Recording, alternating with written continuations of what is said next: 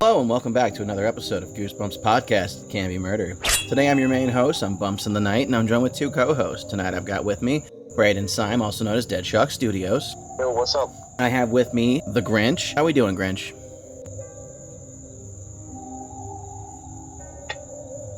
I think his internet took a dump because I heard him talk and then it cut out for a second. I was like, I knew he was there, then gone. Yeah. Here, try turning your Wi-Fi on and off, because it's like every other word, buddy. I had this issue during the You Can't Scare Me episode. Yep, and we had the same problem with the last Give Yourself. Happens, that's okay. He'll try turning his Wi-Fi on and off and we'll see. Better? But okay, so this is the Grinch. Yep. Today, we're filming episode 24. Today we're reviewing book 16, Day at Horrorland. Now, yeah. I'm going to be a bit biased with this book because it is my favorite book in the entire series.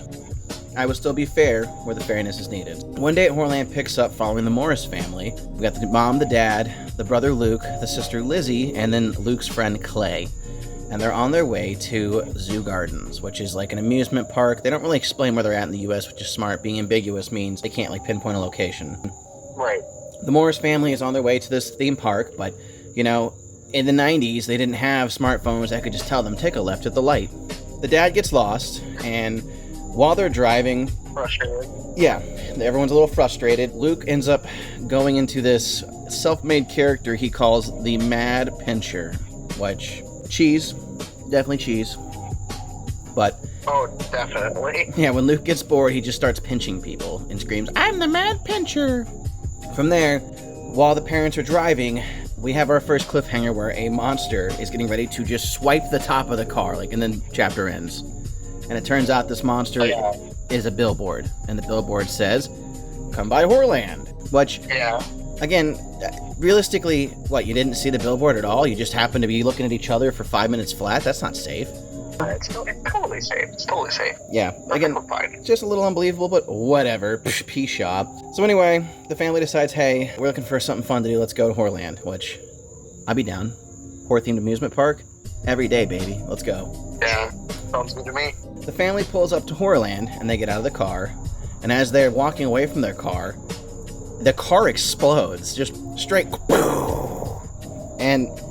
that was to me, that was the first real thing that hooked me into this book. I was like, holy shit, I love this. Usually with Goosebumps, we have a situation where something kind of happens and it's like, okay, now we're kind of stuck here. Well, there's no getting out of it. The car's gone. They are stranded at Horrorland. Yeah, they're done. Yeah, which, you gotta really think, what the hell causes a car to explode? I know, you could have a fire in your engine and that would cause it to explode if it hit the gas tank, but without the car being on fire, I don't know how it would visibly explode, but whatever. When they enter Horrorland, there's a sign that says no pinching. Foreshadowing. Again, that's probably my biggest grief with it, is that the fact that Luke's the Mad Pincher, which is so out of pocket, random left, and then out of nowhere, they're just like, oh, by the way, no pinching. Yeah, like you said, foreshadowing, you knew it was coming. So from that point, they get free admission into the park. The parents are more concerned with finding a phone to fix this problem because, again, they're stranded. The kids are like, all right, well, let's go run off and, let's do the park. They go, and the first thing they decide to go on is the Doom Slide, which... The Doom Slide's in a couple of books, which makes me think it's a company somewhere selling this. Yeah. There's 10 different slides. Pick your slide. One slide you'll ride to your doom. For the rest of your life, you'll slide forever. Luke and Lizzie pick a number. I don't remember the numbers they picked, but Clay picks number 10.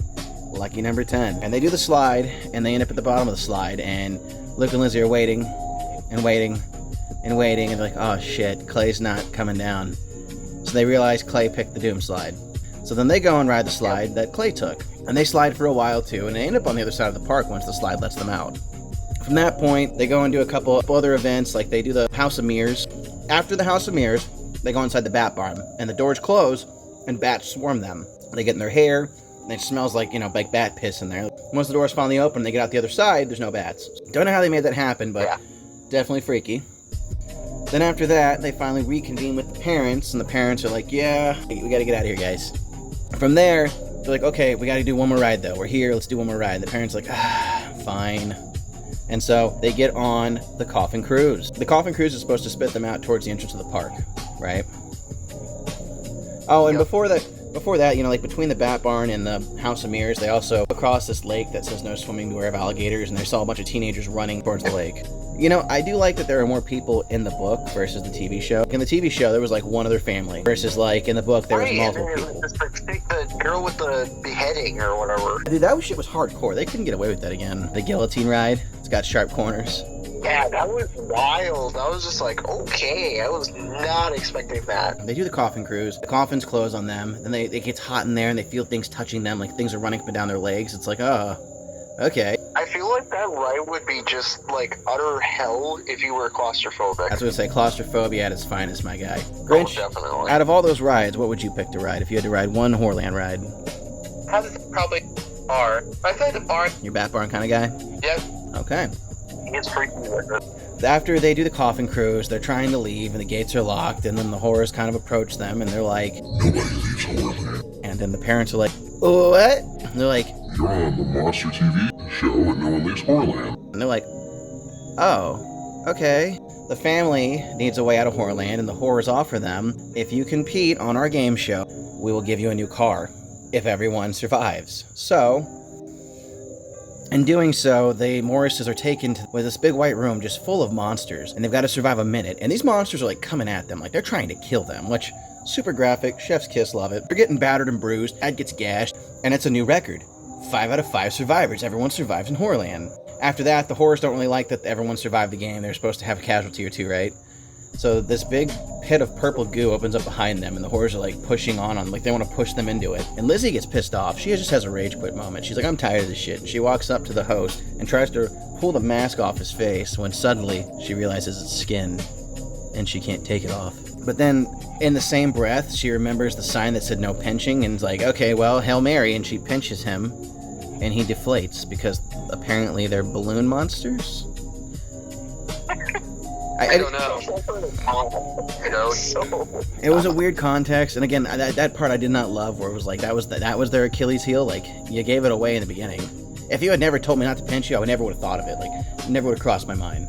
Never would have thought, hey, don't pinch the monster. Anyway, so they start pinching horrors, and they start running away. This time they get out of the gates, and they're like, oh shit, what do? We gotta get out of here. And the dad's like, let's check the bus. They get on the bus, and the bus happen to have the keys in it because plot armor. And as they're getting ready to drive away, a horror approaches them. Now, if I remember correctly, a horror had hung on to the back of the bus and like followed them home. I think it was when they got on the bus. Okay, so when they got on the bus and started the bus, a monster approaches them, a horror, and he's like, hey, wait, we forgot to give you your tickets for next year. You know, ending. So twist ending, but not dark ending, because the family escaped, nobody died. Now, if we had to rate it, and I want to start with Grinch just because, again, I'm biased. Grinch, what would you rate this book? Right, he put 9. He said 9, okay. So Grinch rates it a 9. Brandon, what would you rate it? 10. Okay, that's fair. I'm also going to give this a 10. It is my favorite book. Not even a hard score. It's a 9.5. Grinch, why don't you put in the chat, you can just type it, why you like the book. Since we're having audio issues here. Technical difficulties, brother, they happen. Right. Okay, Brandon, while we're waiting for that to come through, what did you like about this book? I always just liked the fact that it took place in an amusement park, and I always kind of like wished that Horrorland was real because I would easily drop money and go. The other thing I liked was the artwork in the episode. I always liked the design of the horrors. I always thought they looked so really cool to me. I love that just like kind of gargoyle look. Alright, Grinch said he loved reading it at school when he was a kid, and his friends also loved it. To me, the closest thing I'll ever get to Horrorland is going to like Halloween Horror Nights or Busch Gardens Hollow Scream. As a kid, the episode like really left an impression on me. I remember reading this book in school and just being like, oh my god, I want to go so bad. Alright, so let's go on to the episode. The episode, similar yet different. In the episode, they didn't have Clay because, again, he was pretty much useless this whole book. He didn't really matter. The only time Clay was ever any like of importance was during the Goosebumps PC game, Escape from Horrorland.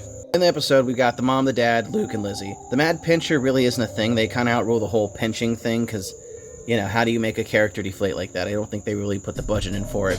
Instead of having the billboard come down and essentially rip the car roof off, they have a very shoddy edited version of one of the horror masks throwing fireballs at the cars.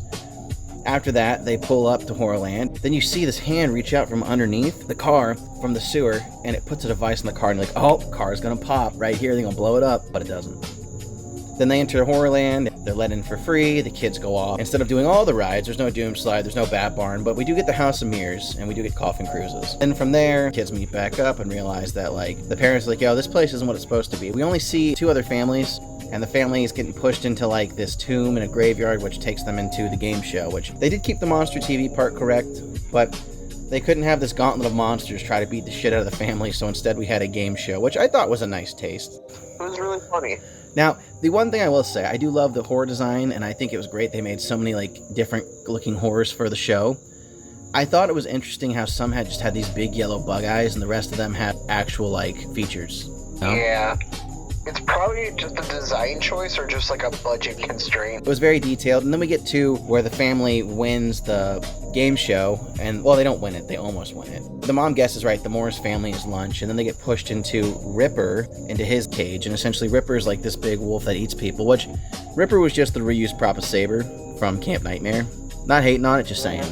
I think it's kind of cool how they reuse the props. And I definitely love that. Then we have the original show host. He saves them but gets eaten by Ripper. They get out and they make it through a hole in the fence. We think the family's out and safe. They get in the car. They escape. It's like, okay, we're good. We're safe.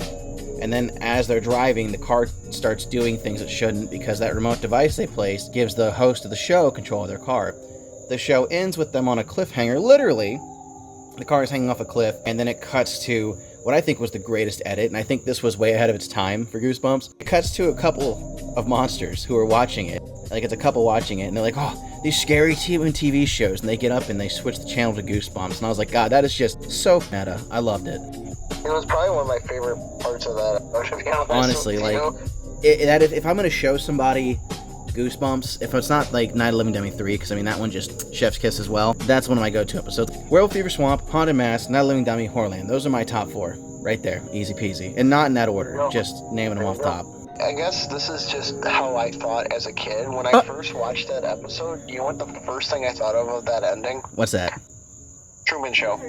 Okay. Grinch says it's like from the SpongeBob episode with the gorilla. I do remember that, where it like tears him in half. Yeah, that hyper realistic. I loved it. Oh, yeah. He's scared to go outside, exactly. I mean, we can score the episode, but I'm going to do the same thing here. It's going to get a 10 from me. It's going to get a 10 from me. Grinch, what would you score that episode? Grinch says 10. Across the board, 10.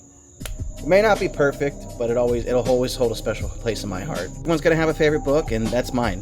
So, you know. I actually have a signed copy of this book by Tim Jacobus, thanks to another friend of ours from a former podcast, Zach Baby TV, who was part of the Formal Horror Burrito. Go check that out on YouTube.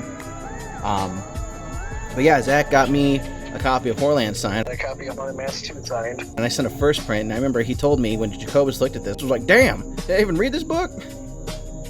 And yeah, I remember I paid the shipping to get you the Haunted Mask 2, and that was after the Horror Burrito broke up too, so shout out to Campfire Tales on YouTube. Yeah. That was Horrorland, guys. There's really not much more to say. Grinch, if you want to type your closing statement, I'll read it since you're having mic issues. And then you can start with your closing statement. I love the episode. Probably still one of my, if not my favorite book. And it was real fun going back through that again. I was so excited to sit down today and read it. I was like, yes. Grinch says, try not to get stuck in haunted theme parks. Which, yeah, that's a good point. You know, don't enter a park you're really not sure about because you could be trapped there. All right, so next week you can join us while we review book number 17? What's book number 17? Is it Why I'm Afraid of Bees? Yes, sir. All right, so join us next week, and we're going to review Why I'm Afraid of Bees. I've never read this one. I've never read it, but I've heard bad things about it. On the table. I haven't read this book since I was 9 years old. Sheesh. Oh my God, this was Grinch's first book, he said. Yeah, you're not missing out on much. The week after that, we're doing another read-along Give Yourself, Under the Magician's Spell. So, look forward to those. With that being said, thanks for watching. If you haven't already done so, make sure you click that subscribe button. It's the best way to stay up to date with this podcast. If I find some free time soon, I plan to get the audio episodes loaded up onto Spotify, but that takes time, although the first episode is on there. Thanks for watching, and we'll stab you in the next one.